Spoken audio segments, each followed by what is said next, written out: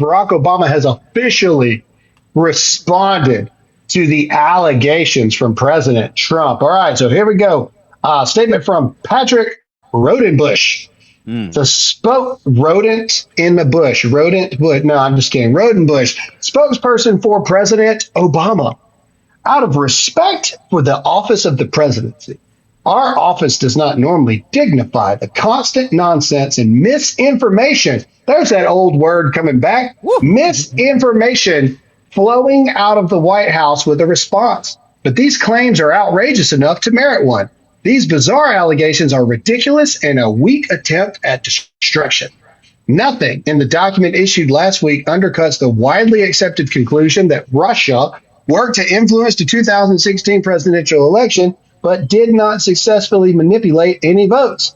These findings were affirmed in a 2020 report by the bipartisan Senate Intelligence Committee led by then Chairman Marco Rubio. Okay, I love this statement because it says it does nothing to disprove the accepted conclusion that Russia worked to influence 2016 presidential election. So you admit that Russia did, in fact, try.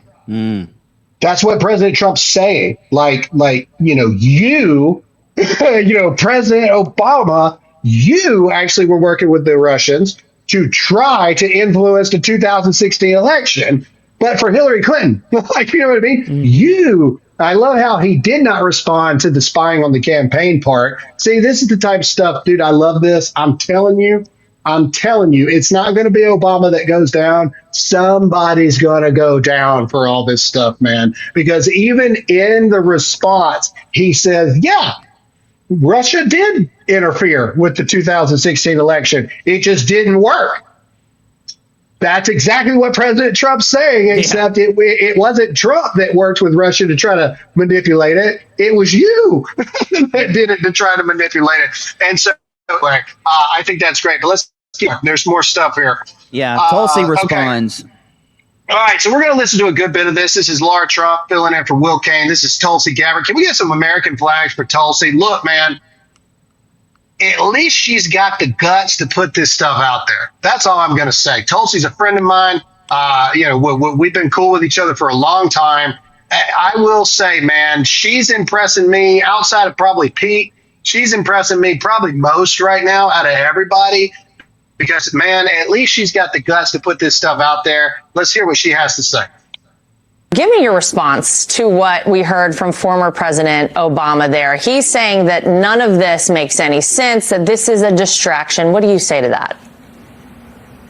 It's the art of deflection coming from former President Obama, as well as his friends who are still in Congress today, and Senator Warner and Congressman Jim Himes, really all basically saying that exact same, which doesn't actually address the issue that was revealed in great detail in the over 100 documents that we released last week and the documents that we will be releasing later this week that point to the undeniable fact that you laid out in your introduction to this segment, is that the intelligence community had one assessment, that Russia did not have the intent or capability to try to impact the outcome of the U.S. election leading up to Election Day.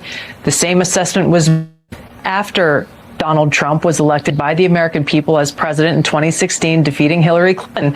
And it wasn't until after that pulled President's Daily Brief document that you referenced that the Principals Committee was called in the National Security Council, and President Obama then directed Obama's DNI James Clapper to lead the effort to create this new intelligence community assessment that detailed not if, but how Moscow attempted to influence the outcome of the U.S. election. So this is the thing that I think people should pay attention to, is neither the message from President Obama's office, neither the statements coming from Democrats in Congress today and their friends in the propaganda media. None of them are addressing this fact that there was a shift, a 180-degree shift from the intelligence community's assessment leading up to the election to the one that President Obama directed be produced after Donald Trump won the election, that completely contradicted those assessments that had come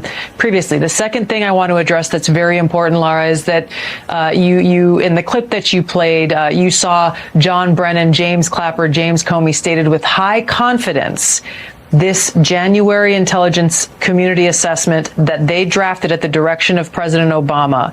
The fact is that they used already discredited information like the Steele dossier. They knew it was discredited at that time, yet they used it as a source for this document that they claim to have high confidence in.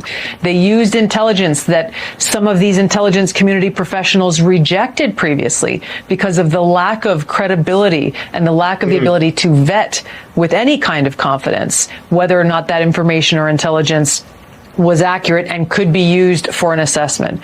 There's a long laundry list of facts and intelligence reporting that directly contradict the statement coming from President Obama's office and those who are trying to deflect away from what actually happened, which was after Donald Trump was elected, led by President Obama, there was an effort to create a document that would serve as a foundation for what would be a years-long coup against President Trump, therefore trying to subvert the will of the American people who sent him to the White House in 2016. Look, I think there's definitely going to be somebody's going down for this. Do I think that President Obama will be down? No, but I agree with Todd from yesterday. I want to see every single one of them perp walked, all of them, and mugshotted, very much like they did with like 20 some odd people, in Georgia, impertinent to Trump. They did the same thing. I want to see the same thing happen with Obama and all of his people. But somebody's going down